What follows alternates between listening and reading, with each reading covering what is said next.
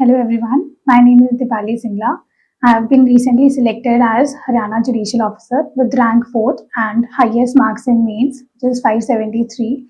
And in today's session, I'll be discussing the strategy of Haryana Judicial Services and what struggles and what hindrances were there in my preparation and how did I overcome them.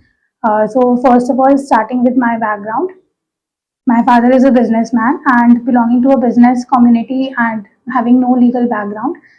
There was something that there was a lack of motivation or guidance. So I took guidance from Vikas Kaushal sir, Kaushal Study Academy Ludhiana, and he was the one who guided me throughout. And that was the one thing that helped me in securing such a good rank. So I'll be discussing this strategy now. Haryana Judicial Services is divided into three parts.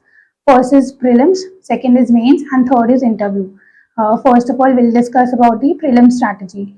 What I did was in prelims, I firstly made comprehensive notes from various books with every subject, focusing on every minor subject, major subject, and her subject को कभी भी ऐसे नहीं सोचा कि ये छोटा है, ये बड़ा है, इतने इतने मार्क्स हैं, सब बराबर को सबको बराबर समझा. And also I read the newspapers along with it. I read mainly Indian Express, and along with that I also solved the previous year question papers. And Singhal's book is famous for that, and Singhal की book को सब solve किया मैंने. And जो भी questions मुझे नहीं आते होते थे उनको मैंने statement form में reduce किया. तो statement forms को मैंने एक copy लगा ली हर subject की. तो जो भी statements मुझे नहीं आती थी तो उसको मैं revise करती रहती थी हर बार. जब वो रिवाइज करती थी तो वो चीज़ मेरे माइंड में बैठ जाती थी और मुझे धीरे धीरे कॉन्सेप्ट क्लैरिटी होती रहती थी कि इन्होंने क्वेश्चन कैसे फ्रेम किया है. सो दैट इज समथिंग जो आपका पर्सपेक्टिव बदल देगी कि आपको पढ़ना कैसे है. मेरे लिए वही वर्क किया प्रीलिम्स में. मैंने मॉक टेस्ट बहुत दिए, विकास सर के ही मॉक टेस्ट दिए, तो मेरे लिए वो चीज़ सबसे ज़्यादा फ्रूटफुल रही है. सो प्रीलिम्स में मेरा स्कोर काफ़ी अच्छा था, 400 प्लस आया था.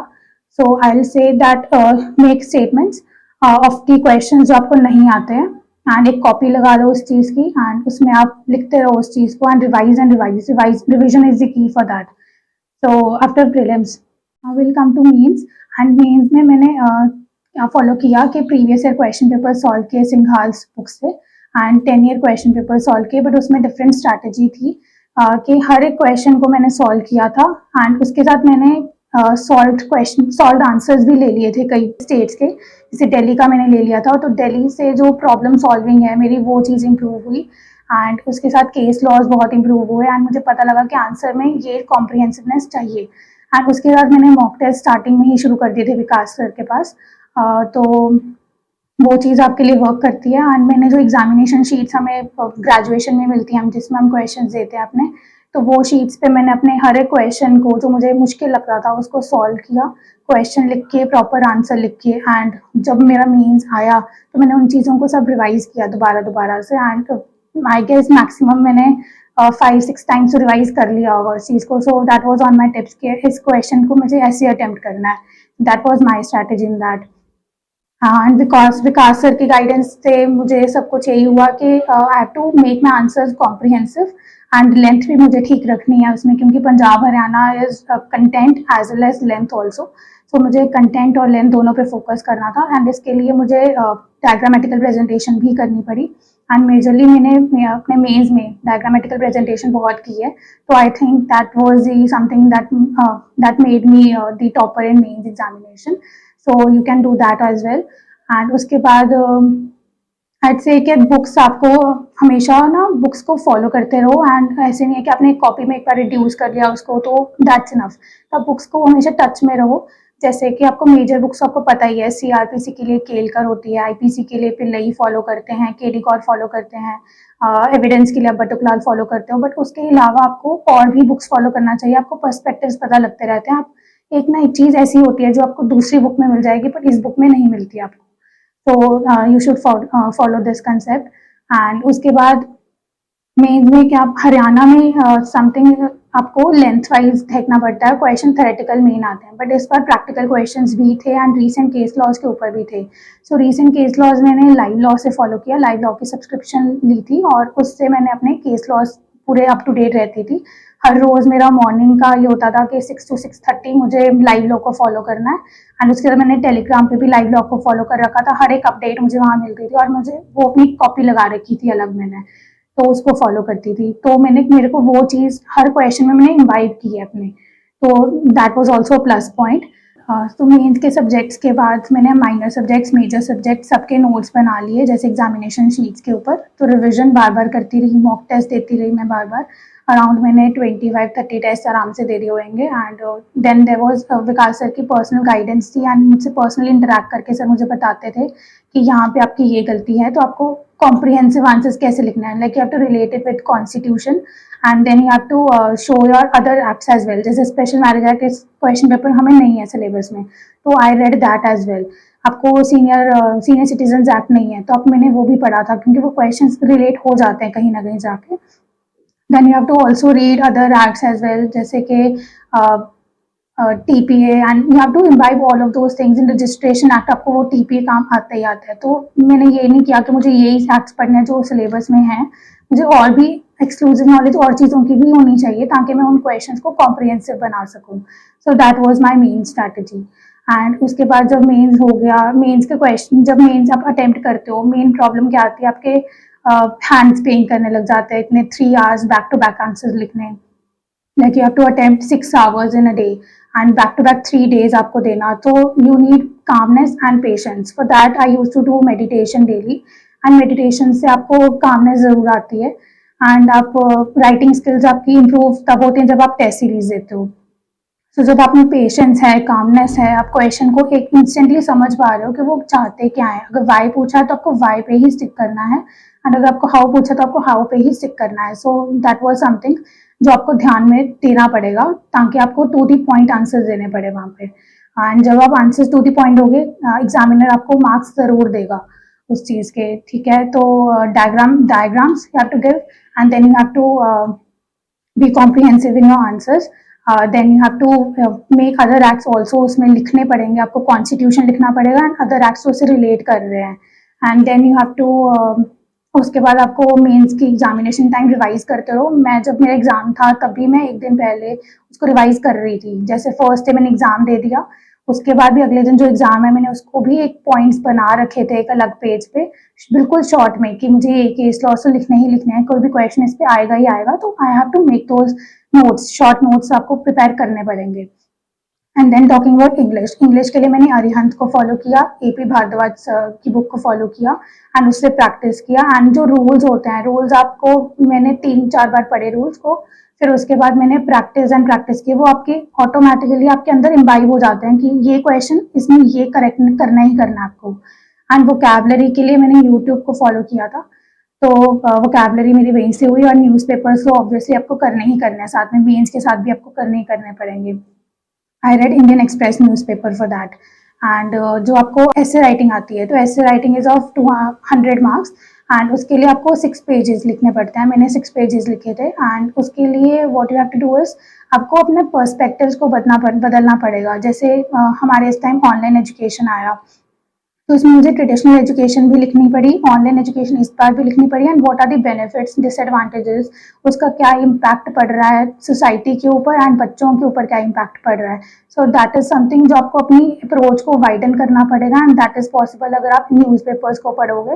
एंड मैंने अपने साथ साथ, जैसे मैं स्टडी IQ को फॉलो करती रहती थी यूट्यूब पे, तो वहाँ पे काफ़ी टॉपिक वाइज आता है कि आज ये करंट हैपनिंग हुई है, तो मैंने उसके साथ भी अपने आप को रिलेट किया। एंड जब मैंने प्रैक्टिकल इंस्टेंसेस दिए हर चीज़ के, तो मुझे लगता है उसमें भी मुझे मार्क्स अच्छे मिले हैं। इंग्लिश में 133.5 है, तो that is why I think कि आपको ये चीज़ ज़रूर फॉलो करनी चाहिए इंग्लिश के लिए। टॉकिंग अबाउट हिंदी, हिंदी में मैंने पहले तो सारी अपनी जो ग्रामर है 10th स्टैंडर्ड की वो फॉलो की, उसके बाद 11th की भी मैंने पोएम्स कंप्लीट की थी, 12th की भी कंप्लीट की मैंने। एंड उसके लिए मुझे पहले तो मैंने गाइडेंस ली थी, फिर उसके बाद मुझे यूट्यूब पे भी एक लेक्चर्स मिल गए थे 10th 11th एंड 12th के, मैंने वो भी फॉलो किए, एक मैम के थे। तो उसके बाद there after my mother was a good teacher in Hindi as well, तो मेरे मम्मा ने मुझे उसमें हेल्प किया काफ़ी। तो मुझे पोएम्स उससे समझ आने लगी, धीरे धीरे मेरी वोकैबलरी हिंदी में अच्छी होने लगी। बिलोंगिंग टू पंजाब, मेरी पंजाबी ज़्यादा अच्छी थी हिंदी से, तो मेरी हिंदी में थोड़ा लैक ना हो जाऊँ इसलिए मेरे मदर ने मेरी बहुत हेल्प की उस चीज़ में। तो आई थिंक आपको क्या करना चाहिए, आपको 10th 11th 12th फॉलो करनी चाहिए एंड उसके बाद आपको ऐसे राइटिंग के लिए हिंदी न्यूज़पेपर, मेरा पंजाब केसरी हमारे घर पे आता था, तो मैं पंजाब केसरी से मेरे मदर कहते थे कि मैं पढ़ देती हूँ पंजाब केसरी, जो भी इंपॉर्टेंट पॉइंट्स हैं she used to mark it and उसको मैं एक कॉपी में लगा लेती थी कि ये पोएम अच्छी है, ये कोटेशन अच्छी आई हुई है, ये प्रैक्टिकल इंस्टांस है तो आपको ये डालना चाहिए। तो दैट वाज समथिंग जो मुझे हेल्प किया हिंदी में। एंड देयर आफ्टर आईएएस के इंटरव्यूज होते हैं जो यूट्यूब पे, उसमें भी हिंदी टॉपर्स थे जो, उनके भी मैंने टॉपर्स के इंटरव्यूज सुने तब। तो उससे काफ़ी ऐसे लगता था कि आप हिंदी को रिलेट करके जितना बोलोगे, जितने भी आपके इंग्लिश और हिंदी है, जितना आप रिलेट करोगे प्रैक्टिकल चीज़ों से, आपके मार्क्स ऑब्वियसली अच्छे आएंगे। हिंदी में मेरे 65 आए हैं एंड इंग्लिश में भी 133.5 आए हैं, तो दैट वाज समथिंग जो मुझे एज दे गई है शायद। सो उसके बाद कमिंग टू इंटरव्यू, जब वो मेंस और इंटरव्यू के बीच वाला स्टेज होता है तब आपको पढ़ाई छोड़नी नहीं है, आपको you have to continue that because you never know कि आपका मेंस कितना अच्छा हुआ है एंड कब आपकी कट ऑफ क्लियर हो जाए, आपको एकदम से इंटरव्यू की कॉल आएगी। You have just maximum record 30 days this time and कई बार तो 15 डेज ही मिलते हैं। सो उसके बाद आपको कंटिन्यू रखनी है प्रिपरेशन एंड इंटरव्यू के लिए आपको मॉक देने पड़ेंगे। तो मैंने विकास सर को भी मॉक्स दिए थे, उस टाइम भी मैंने अराउंड 4-5 मॉक्स दिए थे सर को। पहले मैंने अपने फेवरेट सब्जेक्ट के ऊपर दिया, इंट्रोडक्शन पर्सनल लेवल के ऊपर दिया था एंड थर्डली उसके बाद मैंने अपने सारे कॉम्प्रिहेंसिव सारे सब्जेक्ट्स को लेकर एक लीगल जीके जो पूछी जाती है लाइव लॉ से, उसके ऊपर भी दिया।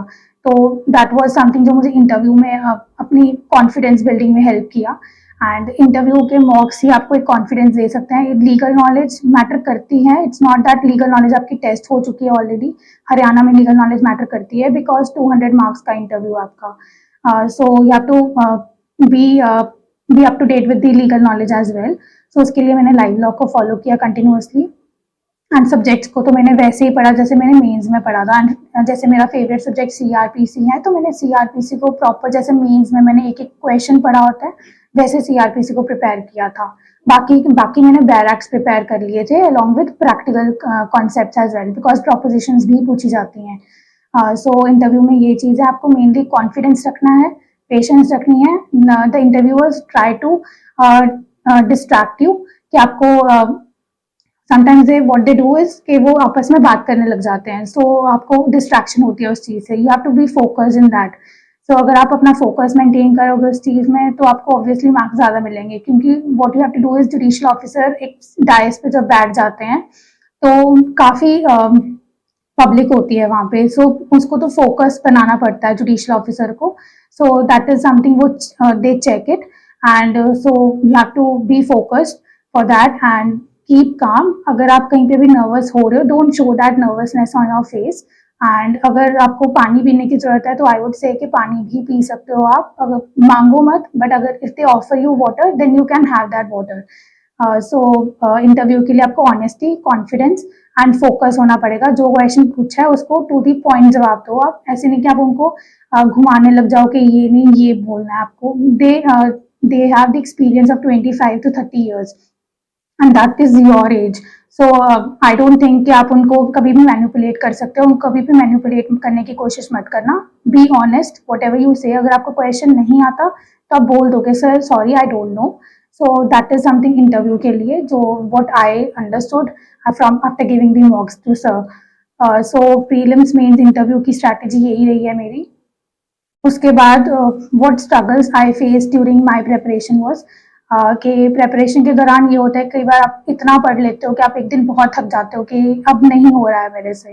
तो that days I use to follow my hobby which is glass painting and glass painting करती थी तो मुझे बहुत काम फील होता था। कई बार मैं अपने पेरेंट्स के साथ बहुत टाइम स्पेंड कर लेती थी तो उनसे मोटिवेशन मिलती थी मुझे बहुत, तो मैं दोबारा वही रिग्रेस स्टडी पे आ जाती थी। I use to study around depending upon जैसे एग्जामिनेशन का स्टेज है।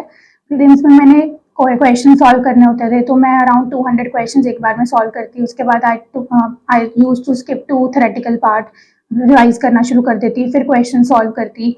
सो अराउंड मुझे लगता है 10 to 12 आवर्स मेरी स्टडी प्रीलिम्स टाइम रही है एंड उसके बाद मेंस टाइम तो इट वाज 14 आवर्स। सो उसके बाद but what I think is बच्चे निगलेक्ट करते हैं अपनी हेल्थ को एंड हेल्थ को भी साथ साथ प्रायोरिटी दो। उसके लिए मेडिटेशन ज़रूर करो आप। योगा के लिए थोड़ा सा टाइम निकाल सकते हो तो वो सही, बट मेडिटेशन ज़रूर करो, क्योंकि उसके लिए आपको अपना स्ट्रेस रिलीज करना आना चाहिए। फॉलो योर हॉबी, साथ साथ चाहे आधा घंटा ही दो, बट हॉबी को ज़रूर फॉलो करो, क्योंकि वो आपको एक कामनेस प्रोवाइड करेगी उस प्रिपरेशन के दौरान। Keep in touch with your parents as well, क्योंकि पेरेंट्स आपको मोटिवेशन भी देंगे, जो आप में कई बार खत्म हो जाती है जब आप मेंस की इतनी रिगरस स्टडी करते हो एंड इतने क्वेश्चन सॉल्व करते हो। आपको कई बार लगता है कि ये नहीं हुआ, ये नहीं हुआ, बट आपकी हो जाएगी प्रिपरेशन। रिवाइज करते रहो एंड आपको अपडेशन करते रहो आपको लाइव लॉ से। सो दैट इज समथिंग जो मैं आपको सजेस्ट करूंगी, आपको ये करना चाहिए। I would like to thank Delhi Knowledge Track for giving me this opportunity, कि मैं अपनी नॉलेज शेयर कर सकूँ, अपनी स्ट्रैटेजी शेयर कर सकूँ, एंड और जुडिशियल ऑफिसर्स को हरियाणा में रिक्रूटमेंट हो सके, and I wish you all the best for that. Thank you.